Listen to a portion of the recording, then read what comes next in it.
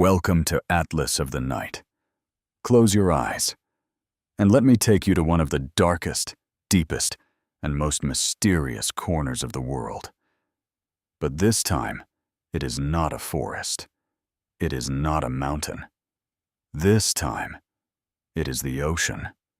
Endless blue, endless depth, endless silence. And somewhere in the middle of that endlessness, there is a place that almost seems to have no name, even on maps. A triangle, a curse, a secret. The Bermuda Triangle. Hundreds of ships, dozens of planes, thousands of people. They all entered these waters and never came back.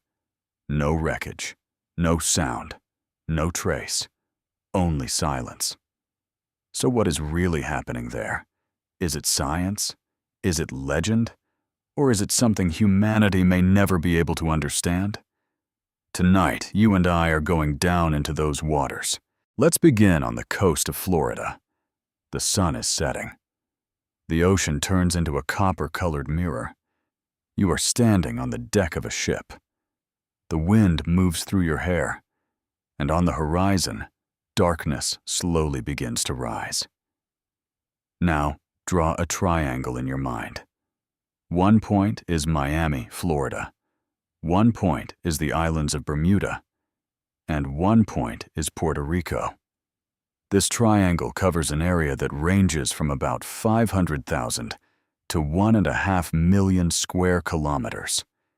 Even researchers do not fully agree on its exact borders. Some draw it wider, some draw it smaller. But everyone agrees on one thing. There is something about these waters. Right in the middle of the North Atlantic Ocean. One of the busiest sea routes in the world, a crossroads between Europe and America. Thousands of ships, thousands of planes, and in the middle of all that traffic, more than 50 ships and more than 20 aircraft have disappeared. More than 100 people lost their lives. Some estimates go far beyond that. But the strangest part is this. In many of these cases, not even wreckage was found. The ocean swallowed everything and left nothing behind. Now I want to ask you something. Imagine this. You are part of a ship's crew. You have been sailing for hours. Everything is normal. The sky is clear. The wind is light. The compass works. The radio works. You feel safe. You have crossed this sea hundreds of times before. You know these waters. Then something changes. The needle of the compass begins to tremble. Slowly at first. Then faster. Then uncontrollably. The radio starts to crackle. The sky suddenly darkens, but there is no storm, no clouds, nothing. Only darkness. And you no longer know exactly where you are. You look at your crew. They look back at you. There is the same question in their eyes. Then, silence.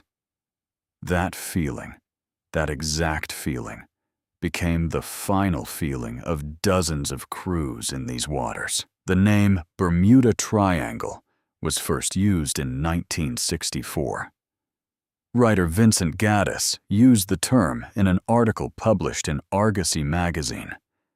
But even before this name existed, there were already many stories to tell about these waters. Because this mystery did not begin in 1964, it goes much further back, the 15th century. Christopher Columbus is sailing into the unknown. The legendary voyage that would open the way to the American continent. His crew is trembling with fear, because at that time, many people still believed the world was flat. If you sailed too far, you would reach the edge and fall. Columbus laughed at their fears and kept going. But when he entered these waters, he wrote several notes in his journal that would echo through history. The first note was written on October 8th, 1492. The compass was behaving strangely. It was shifting away from where it should have pointed. The crew panicked. Columbus tried to calm them down, but even he was confused.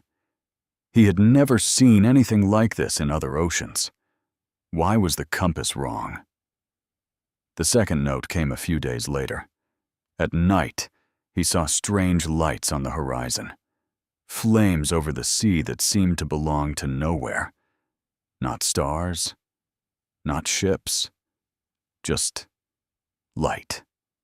Some of the crew said these lights were spirits, signs from the gods of the sea. Columbus wrote it down and kept sailing. But the third note was the strangest of all. The ocean itself was behaving differently. The waves were unusual. The color of the water was changing. There was a feeling in the air that he could not describe. Columbus called it an invisible weight. Columbus recorded these things in his journal and eventually reached America. He discovered. He entered history. But those notes, those strange observations, stayed behind for centuries. They were read, remembered, and as time passed, dozens, then hundreds of sailors who came after him began to describe the same things.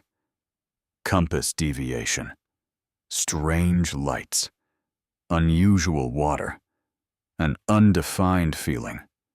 For 500 years, always in the same region. It could not be just a coincidence. Now close your eyes and listen to me. Imagine a ship drifting on the ocean. Its sails are open. It rocks gently from side to side. You move closer. The ship is in perfect condition. Its paint still shines. The deck is clean. There is no damage at all. But there is no one on board. The year is 1872. In the Atlantic Ocean, the British ship De Gratia was on a long voyage near the coast of Portugal when it came across another vessel. The Mary Celeste, an American brigantine with 2 masts. It was drifting. Slowly, silently, abandoned. The captain's name was Benjamin Briggs. His wife Sarah was on board with him. So was their 2-year-old daughter, Sophia. And 7 experienced crew members, 10 people in total. The captain of the De Gratia, Oliver Morehouse, was cautious. It could have been a trap. It could have been pirates. So he sent a few of his men to investigate. The inside of the ship was spotless. The cargo was still in place. 450 barrels of alcohol, sealed and untouched. On the captain's cabin table lay an open logbook. The last entry was dated December 5th. It said, "Everything is well." The dining table had been set. The food had gone cold, but the plates were still there. The knives and forks were neatly arranged. It was as if everyone had been sitting there only a minute earlier, and then had suddenly vanished. There were no signs of violence, no blood, nothing broken. The weapons had not been touched. Money and valuables were still in place. There was only emptiness. Captain Briggs, his wife Sarah, their 2-year-old daughter Sophia, and 7 crew members. 10 people, all gone. No one ever saw them again. The story of the Mary Celeste shocked the world.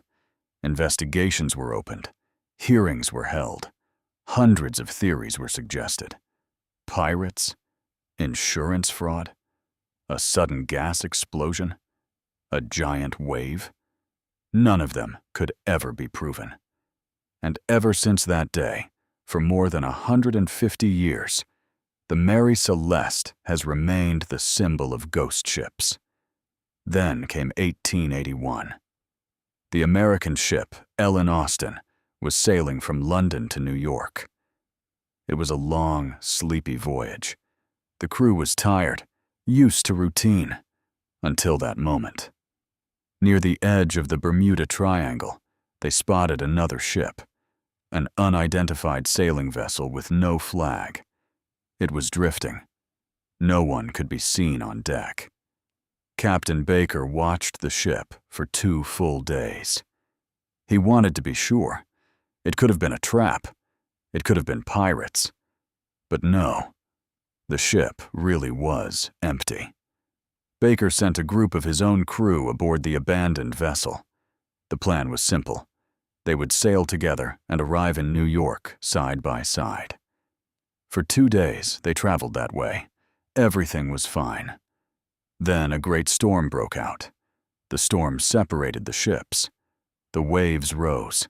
Visibility dropped to nothing. Hours passed. Then the storm cleared. The sky opened again. Ellen Austen looked around. The drifting ship was still there. But the transferred crew was gone. The same thing again. No trace. No wreckage. Nothing. This time, Baker sent another group. Maybe there had been an accident. Maybe someone had fallen overboard. Maybe the men needed help. But that second group never came back either. Baker abandoned the ship and continued on to New York. He filed his report. It was examined.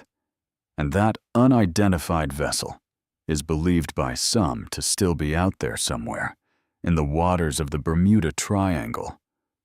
Drifting. Waiting. Empty. Then came January 1921. The Carroll A. Deering, a large 5-masted schooner. It was found run aground on the shallow shoals of Diamond Shoals, near the coast of North Carolina. The ship itself was intact. Coast Guard crews approached. There was no one on deck, but the stove was still warm. A pot of food was still cooking. It was as if the crew had been there just 5 minutes earlier. Personal belongings were still in place. Documents, photographs, bags. No one seemed to have fled in panic, or if they had left everything behind. The lifeboat was missing, though that alone was not necessarily unusual. But one detail stood out. A heavy steel chain had been wrapped around the ship's wheel. The rudder had been locked in place. The vessel seemed to have been driven onto the shoal almost deliberately. 11 crew members, all gone. The investigation lasted 5 years. Then the file was closed, unsolved. Today, the Carroll A. Deering is remembered as the ghost ship of the Outer Banks. And there is more. In 1963, the Marine Sulphur Queen, a massive tanker carrying molten sulfur, was passing through the Florida Strait with 39 crew members on board. It sent its final radio message, an ordinary message, a position report. Then, silence. The search operation began. It lasted for days. The ship was never found. The crew was never found. Only a few damaged life jacket fragments were recovered, and a name board. Nothing else. The ocean had swallowed a tanker weighing tens of thousands of tons, as if it had never existed at all. Now I am taking you to the year 1918, the final years of the First World War. Europe is burning. America has entered the war, and the seas are filled with warships. The U.S.S. Cyclops, a massive cargo ship of the United States Navy, not just large enough to cross the ocean, but strong enough to face some of its most violent storms. On board, it carried 10,000 tons of manganese ore and 306 crew members. It was sailing from Barbados to Chesapeake Bay. A routine journey, a route that had been taken hundreds of times before. Captain George Worley was an experienced man, trusted, respected within the fleet. The ship left port. And then, nothing was ever heard from it again. It sent no radio message, no call for help, no distress signal, Not a single word. Only silence. And this happened during wartime, when the seas were being watched, when every signal was being tracked, when every missing vessel mattered. Search and rescue operations began. They lasted for weeks. Under wartime conditions, an extraordinary search was carried out. Every part of the ship's route was examined. No wreckage was found. No bodies were found. No trace was found. 306 people. A cargo ship weighing tens of thousands of tons, completely gone. President Woodrow Wilson said, "Only God and the sea know what happened to that great ship." For years, that sentence stayed in people's minds. In the years that followed, different theories appeared. Was it a German submarine? But even in war, enemies did not usually hide victories like that. They would have used it as propaganda. Was it a structural failure? Maybe the ship had been overloaded. Maybe it split in two during a storm.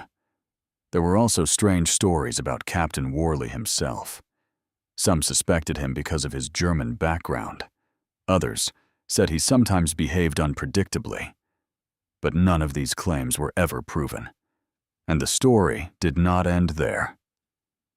In 1941, exactly 23 years later, the Cyclops' sister ships, the Proteus and the Nereus, disappeared on almost the same route, in almost the same way. Both of them, in the same waters, with the same silence. 3 sister ships, all swallowed by the same ocean. At that point, it no longer felt like coincidence. Now I'm going to tell you the most famous story of all.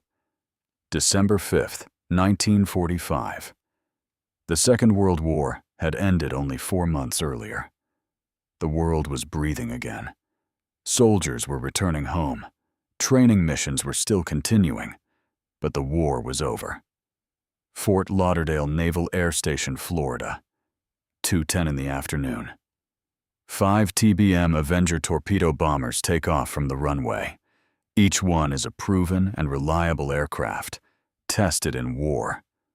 There are 14 crew members in total.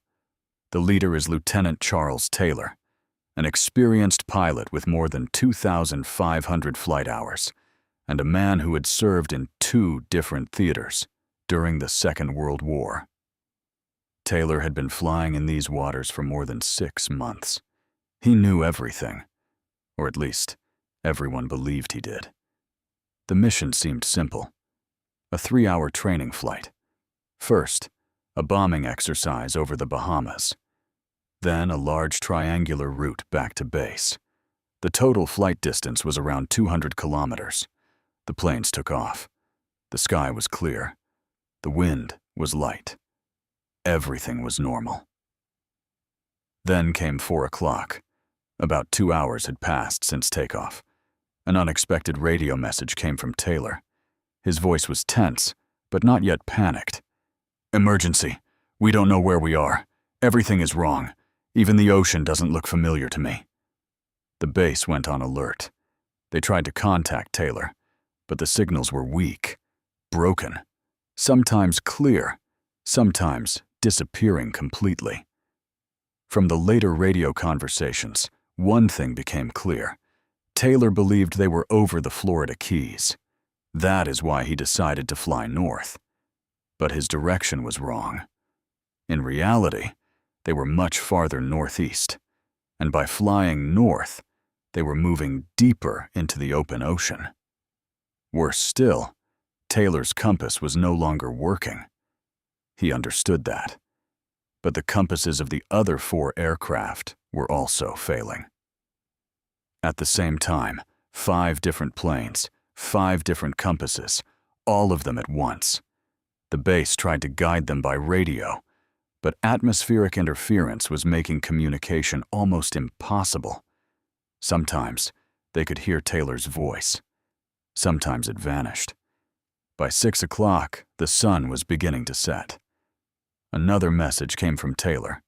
This time his voice sounded different, calmer, but there was something in it. Was it acceptance? Was it exhaustion? No one could tell.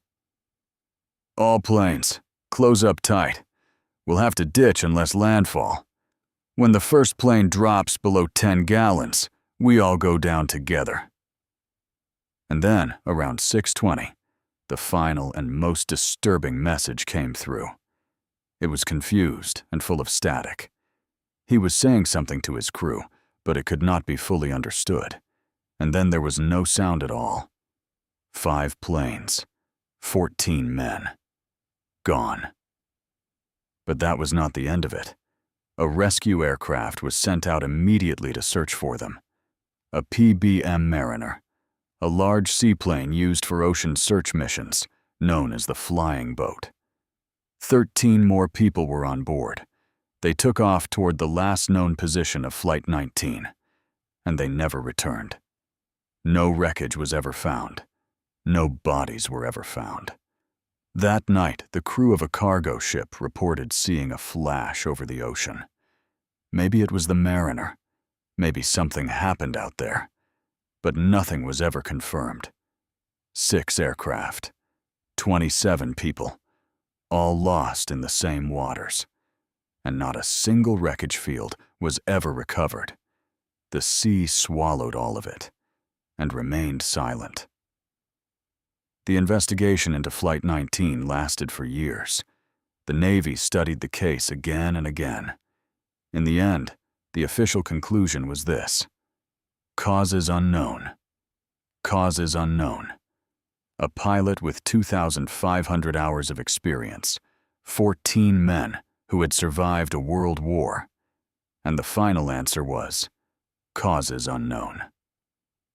That phrase may be the best summary of the Bermuda Triangle.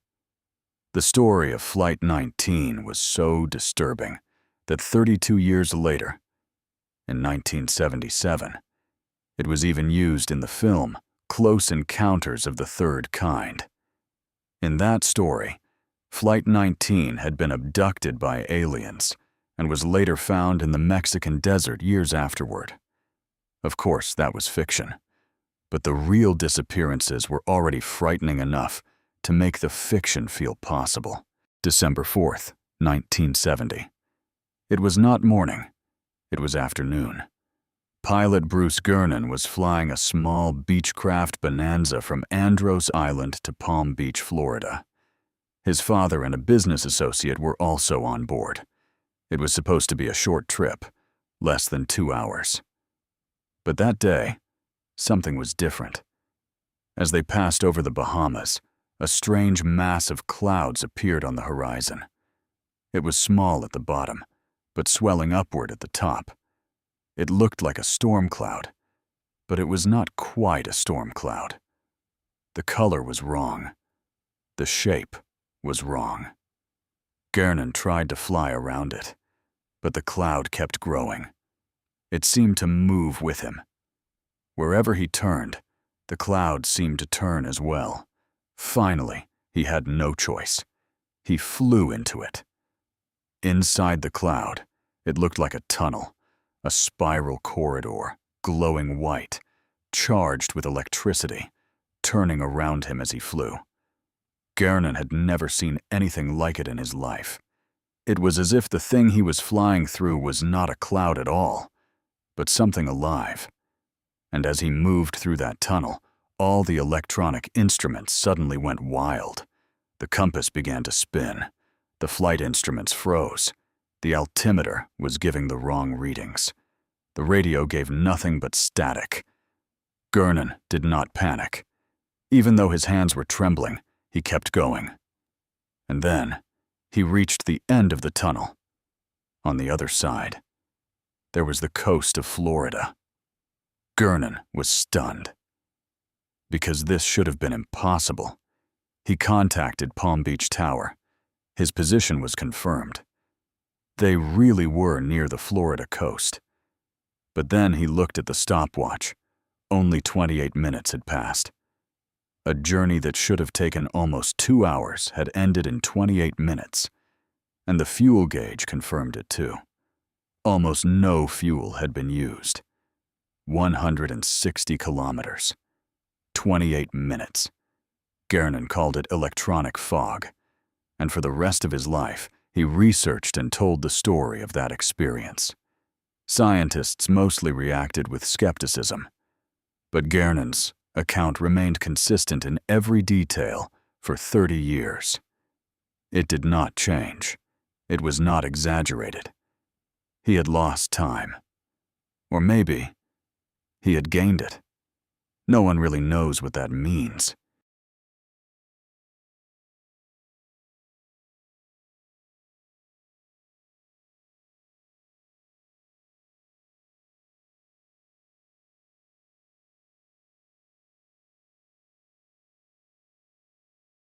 Now science enters the story, or at least it tries to. Over the decades, dozens of theories have been created to explain the Bermuda Triangle. Some sound completely wild. Others seem surprisingly reasonable. And I am going to tell you all of them. The first theory is methane hydrates. Beneath the seafloor of the Bermuda Triangle, there are believed to be massive deposits of methane gas. This gas is trapped inside ice-like crystals, waiting silently far below the ocean floor. But from time to time, underwater landslides can release that gas. And what happens then? Enormous bubbles. Giant bubbles rising from the ocean floor to the surface, traveling thousands of meters through the water. When these bubbles reach the surface, they can suddenly and dramatically reduce the density of the water. Imagine it in your mind. A ship does not sink because the water is dense enough to hold it. But if that density suddenly drops, would the ship not sink? It would. Instantly. Without warning. Without leaving much wreckage behind. Because if a ship happens to be right in the middle of that gas eruption, it can almost be pulled down toward the ocean floor, as if the sea itself were swallowing it. And this does not apply only to ships. It could apply to aircraft as well. Methane gas is extremely flammable. If a large methane bubble reaches the surface and rises into the engines of a plane passing overhead, it could ignite instantly. It could explode. It could leave almost no trace. This theory explains some disappearances, but not all of them, because if large methane eruptions had occurred, they should have left after effects, changes in the color of the water, the smell of gas, foam on the surface. None of these were reported in most cases. Still, this theory remains one of the strongest scientific explanations today. The second theory is hexagonal clouds. In 2016, meteorologists analyzing satellite images noticed something strange. Over the Bermuda Triangle, there were clouds with sharp, straight edges and hexagonal shapes. Their sizes ranged from 20 to 55 kilometers wide. Normal clouds spread randomly. They do not have corners. Their edges are unclear. But these clouds were geometric. Scientists from Colorado University studied what was happening inside them. The result was terrifying. These hexagonal clouds can create air bombs. Inside the cloud, vertical airflow patterns can form. These patterns can become so powerful that they create wind bursts reaching up to 270 kilometers per hour. And when those winds strike the ocean surface, they can create waves as high as 14 meters. If an aircraft passes directly beneath one of these clouds, it could be torn apart in seconds. Not turbulence, but something more like hitting a real wall of air. If a ship enters the middle of those waves, it is like a small boat falling into a giant waterfall. The only difference is this: that waterfall gives no warning before it appears.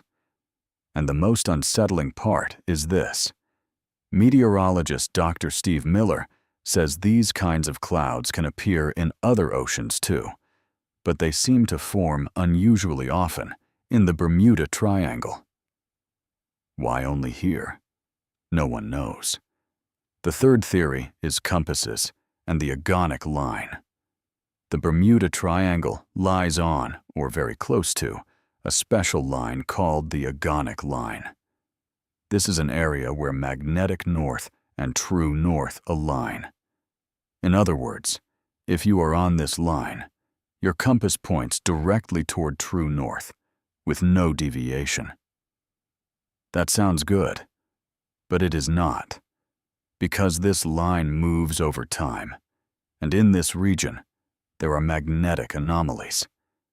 Compasses can sometimes make unexpected deviations. From Columbus to Flight 19, many people described the same thing. The compass was behaving inconsistently.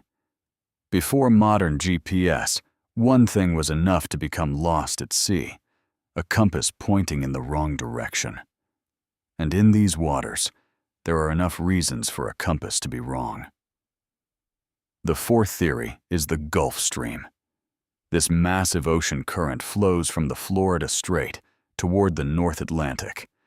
With speeds that can reach 9 kilometers per hour, the Gulf Stream can quietly pull small vessels far from their routes without them realizing it. But its real importance is this: the Gulf Stream carries wreckage. Even if a ship sinks in this region, its debris can be spread so widely by the Gulf Stream that it may never be found. Pieces have been discovered on islands thousands of kilometers away, even decades later. Maritime experts say that an accident in the Gulf Stream region can make standard wreckage search methods almost useless. The fifth theory is the hidden nature of the Sargasso Sea. Right in the middle of the Bermuda Triangle, there is a special area: the Sargasso Sea. It is the only sea in the world that is not surrounded by land. It is completely framed by ocean currents. To the north is the Gulf Stream. To the south is the North Atlantic Equatorial Current. To the east is the Canary Current. To the west is the Florida Current. These four currents form something like a cage around the Sargasso Sea, and the circulation inside this area moves counterclockwise, opposite to many other ocean patterns. Inside it, there are yellowish-brown floating masses of sargassum seaweed. Kilometer after kilometer. Ancient sailors were terrified of these weeds. They believed ships could become trapped inside them and be unable to move. In reality, what we know is this: the current system inside the Sargasso Sea can hold anything that enters it for a long time. And sudden, unpredictable storms have been reported in this region. The wrecks of ships lost over hundreds of years may still be there, beneath the sargassum weeds, buried in the seafloor, waiting. The sixth theory is human error. It is the least romantic explanation, but maybe the most realistic one. The Bermuda Triangle is a region known for sudden and violent storms. Tropical depressions, hurricanes, sudden low-pressure systems. The weather here is unreliable. And on top of that, this region is one of the busiest sea and air traffic zones in the world. Researcher Larry Kusch, in his 1975 book, The Bermuda Triangle: Mystery Solved, spent years going back to original sources: newspaper archives, Coast Guard reports, insurance records. And he found something important. Many of the disappearances described in the media were either based on incorrect information or exaggerated. Some disappearances were described as happening in calm weather, even though strong storms were present in the area at the time. Some wreckage was described as never found, even though it had been found, just in a different place. And some incidents did not even happen inside the Bermuda Triangle. They happened far away from the triangle, but were later attached to the Bermuda Triangle legend. The major British insurance company Lloyd's of London did not charge a special insurance premium for this region, because according to the data, it was not more dangerous than other areas. The United States National Oceanic and Atmospheric Administration also confirmed this. There is no evidence that disappearances in this region happen at an abnormally higher rate than anywhere else. These explanations are logical, scientific, based on evidence, and yet, they still do not fully explain the 27 people of Flight 19, the 306 crew members of the U.S.S. Cyclops, or the many lost captains of the ghost ships. The ocean is vast. Mistakes can happen. But this many? The seventh theory is Atlantis, and now we arrive at the most ancient theory. Plato wrote about an advanced civilization called Atlantis 2,400 years ago. He said this civilization had disappeared beneath the ocean. An island the size of a continent, a perfect civilization, swallowed in a single night by the wrath of the gods. Some people claim that the ruins of Atlantis lie directly beneath the Bermuda Triangle, and that the energy sources left behind by that civilization may still be active today. In 1968, something truly strange was discovered off the coast of the Bahamas. Large stone blocks arranged in a regular pattern on the ocean floor. This formation became known as the Bimini Road.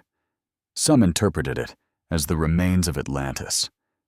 Geologists say something else, that the stones are a natural formation, broken seafloor rock.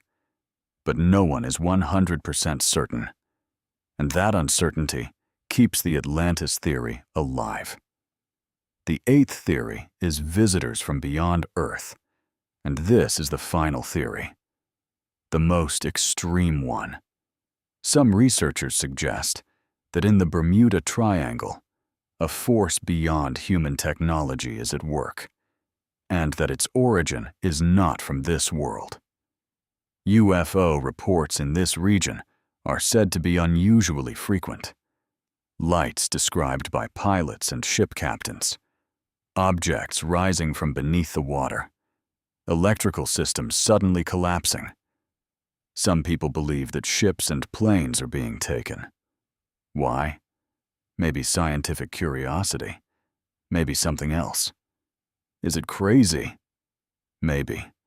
But if the 27 people of Flight 19 were never found, despite the most advanced rescue efforts of their time, what other explanation is left? Now, I want to share something very important with you. The strangest thing about the Bermuda Triangle is not the disappearances themselves. The strangest thing is that these disappearances leave almost nothing behind. Think about it. When a plane crashes, it breaks apart. Wings, engines, fuel tanks, seats, cargo. Many of these pieces can float.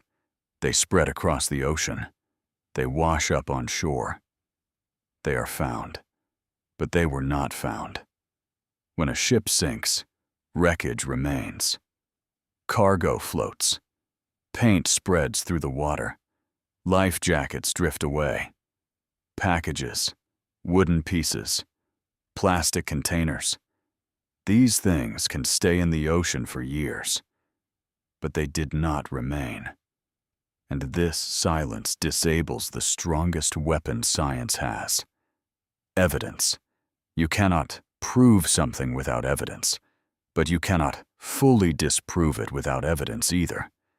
And that is exactly why the Bermuda Triangle is still a mystery, still debated, still investigated, still fascinating people. Because the ocean says nothing. History did not stay in the past. In 2015, a small fishing boat left the coast of Florida. On board were 19-year-old Austin Stephanos and Perry Cohen. The two young men went out to sea and never came back. Search operations continued for months. The Navy, the Coast Guard, and private rescue teams searched the area, but nothing was found. Exactly 1 year later, their boat appeared near the coast of Bermuda. It was damaged, and the place where it was found was difficult to explain. But the young crew was still gone. That same year, in October 2015, the cargo ship U.S.S. El Faro was caught near Bermuda in Hurricane Joaquin. There were 33 crew members on board. The ship sank, and everyone on board lost their lives. It became one of the greatest maritime disasters of recent years. The wreckage was found. But in the 21st century, no one expected that a ship equipped with GPS, satellite communication, and advanced weather forecasts could sink like that. Because the ocean is sometimes stronger than all our technology. And most of the time, the ocean wins. The research still continues. Satellite images are examined. The seafloor is mapped. Underwater drones scan the region. In 2019, a team of American researchers mapped the deepest parts of the Puerto Rico Trench. They did not fully explain what they found, but they said they had detected unexpected structures. Unexpected structures. What did that mean? No one really knows. And it is exactly this uncertainty that keeps the research alive. Today, Bermuda is one of the most visited islands in the world. And the ironic thing is this: people are not afraid to go there. On the contrary, they go to those mysterious waters on purpose. There are diving tours. There are routes that take people to shipwrecks on the ocean floor. Some wrecks really are there, covered in coral, turned into homes for fish. But those are the known losses. Ships that sank in storms centuries ago. Ships whose stories we can explain. The ones that truly disappeared are still missing. Now I want to ask you something. If tomorrow the full secret of the Bermuda Triangle were finally revealed, what would you feel? Would you feel relieved? Would you feel happy? Maybe. But at the same time, you might feel that something had ended. Because this mystery has brought people together for hundreds of years. It has made them wonder. It has made them talk. It has made them think. And maybe that is the most beautiful thing about mysteries, that the answer is never complete. Because every question with an answer eventually closes. But questions without answers stretch into forever, just like the ocean, just like the night. How did the Bermuda Triangle become so well known today? That is an interesting story all on its own. In 1952, writer George Sand brought together the disappearances in this region for the first time in a magazine called Fate. He suggested that there might be a pattern here, but at the time, the article did not attract much attention. Then, in 1964, Vincent Gaddis published an article in Argosy magazine titled The Deadly Bermuda Triangle, and this time, the world heard about it. The term Bermuda Triangle was used there for the first time. In 1974, Charles Berlitz published his book with the same name. The book went through 187 printings. It became one of the best-selling books in the world, and the Bermuda Triangle was no longer just a region. It had become a legend. But Berlitz's book was criticized for bending some facts. He had exaggerated some events. He had included some disappearances inside the triangle, even though some of them had happened outside it. Then, in 1975, Larry Couchet came along and questioned everything. Couchet was a pilot and a librarian. He went back to Berlitz's sources. He looked at the original documents. He examined newspaper archives, reports, and records one by one. And what he found was shocking. Many events were either wrong, exaggerated, or had not happened the way they were told. But even Kush could not explain everything, because there were real disappearances. There were real mysteries, and that is why the debate between Berlitz, Kusha, and the hundreds of researchers who followed them still continues. Is it legend? Is it real? Maybe it is a place floating somewhere between the two, right in the middle of uncertainty. The Bermuda Triangle.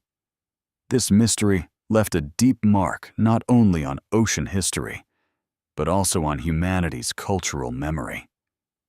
In 1977, Steven Spielberg made Close Encounters of the Third Kind. In the film, the planes of Flight 19 had been abducted by aliens and were found decades later in the Mexican desert. The crew was still young. Time had not passed for them. Then this story entered video games. It entered novels, songs, documentaries, and films. Everywhere there was this triangle, and in all of them, there was one shared feeling: fascination. Because people are not only afraid of this mystery, they are drawn to it. The number of disappearances is not just a number. Each one was a human being. And behind every human being, there was a family waiting for years. After the loss of Flight 19, Charles Taylor's mother wrote to the Navy every year for more than a decade. She wanted her son to be found.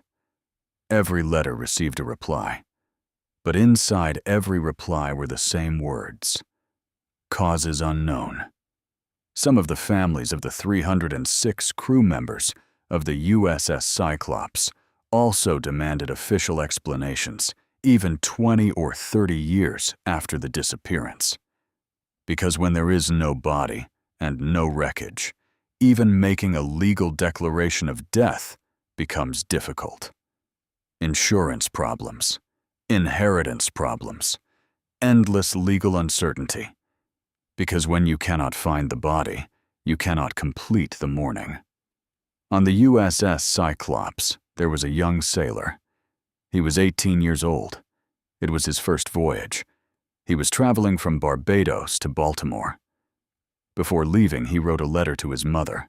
"Mother dear, when I return from this voyage, I will bring you beautiful things. I love the sea.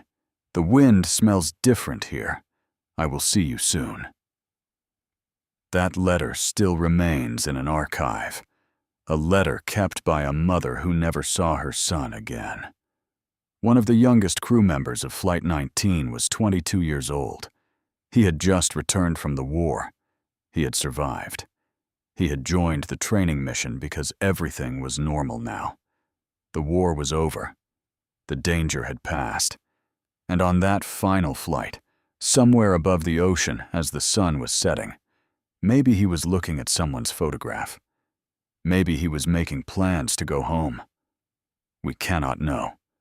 But we do know this: they were not just missing statistics. They had dreams. They had people they loved. When they woke up in the morning, they planned to keep living. And the ocean took them. Have you ever thought about what these final messages have in common?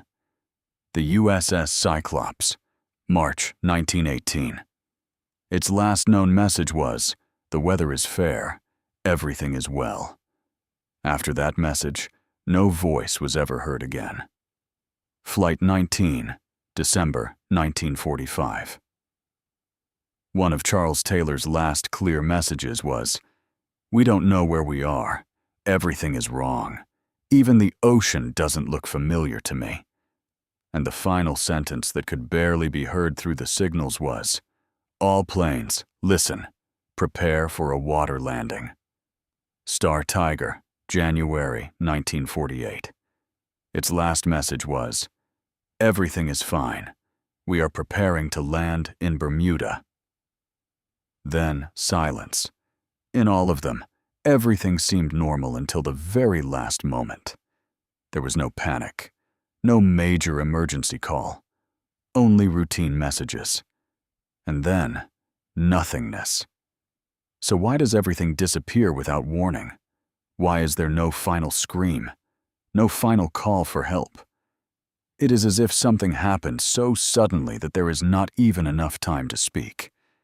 When you think about those final messages, a strange weight settles inside you, because everything was fine, truly, in that moment, in that minute. And then, it wasn't. Life can be like that sometimes. One moment, everything is all right. The next moment, everything has changed. This does not only happen at sea, it can happen anywhere, at any time.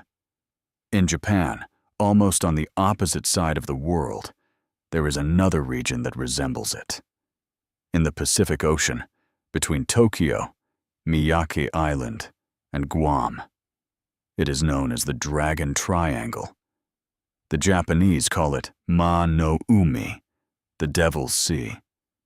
In this region, too, dozens of ships and aircraft are said to have disappeared. In 1952, the Japanese Navy sent a research vessel to investigate the area. That ship disappeared too, along with 22 scientists on board, almost directly opposite the Bermuda Triangle, on the other side of the world, and with the same kinds of phenomena.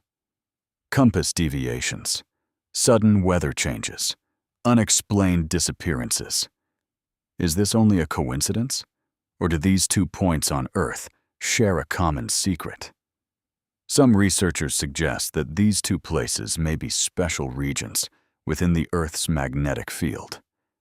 There is no solid proof, but the idea is not easy to abandon completely. Near the Bahamas, off the coast of Bimini Island, a strange discovery was made in 1968. Underwater, large stone blocks were found arranged in a regular pattern. Each one weighed tons. They stretched in 2 parallel rows, like a road, or the remains of an ancient wall. This formation was named the Bimini Road. Geologists examined it. Many of them said, "These are natural formations, broken seafloor rocks." But some archaeologists disagreed, because the placement of the stones did not look completely random. And there is one more strange note here. The psychic Edgar Cayce made a prediction about Atlantis in the 1930s. According to him, Atlantis would rise again between 1968 and 1969, especially near Bimini. The Bimini Road was really found in 1968. Was it a prophecy? Was it a coincidence? Or did Cayce truly know something? There is still no answer, and maybe that is the strongest part of the Bermuda Triangle. Every answer opens the door to a new question. For centuries, humanity believed this: if we searched long enough, we would answer enough questions. Science would move forward. Technology would develop. Mysteries would be solved. And many of them truly were. Diseases were understood. Space was explored. We entered the atom. DNA was read. But the ocean still resists. It covers 70% of the Earth's surface, and more than 80% of that area is still unmapped, still unexplored, still an unknown. We know the surface of the moon better than we know the ocean floor. We understand some planets in space better than we understand the deep sea. And that is why the Bermuda Triangle is so interesting. Because that region represents the place where human knowledge begins to end. Despite modern technology, satellite systems, underwater vehicles, and all our research, there are still unanswered questions. And maybe that is a good thing. Maybe we do not have to know everything. Maybe some depths exist simply to remain depths. So why does the Bermuda Triangle fascinate us so much? Maybe the answer is not in the ocean. Maybe it is inside us. Humanity has always feared the dark, the depths of caves, the inside of forests, the middle of the night, and the ocean carries all of those fears at once. Dark, deep, uncontrollable, endless.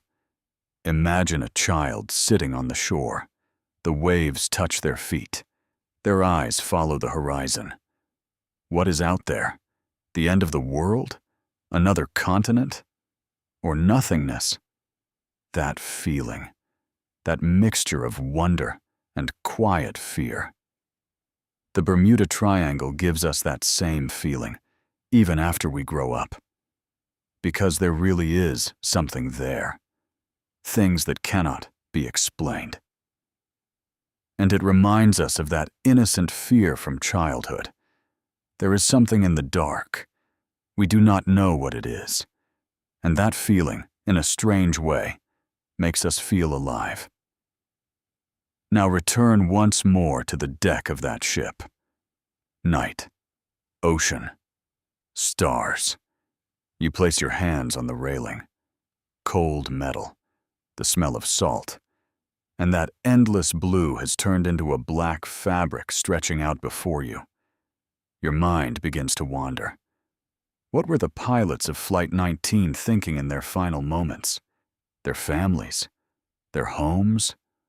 Or, as their fuel ran out, and their planes descended toward the water in the middle of the endless ocean, were they only living in that single moment?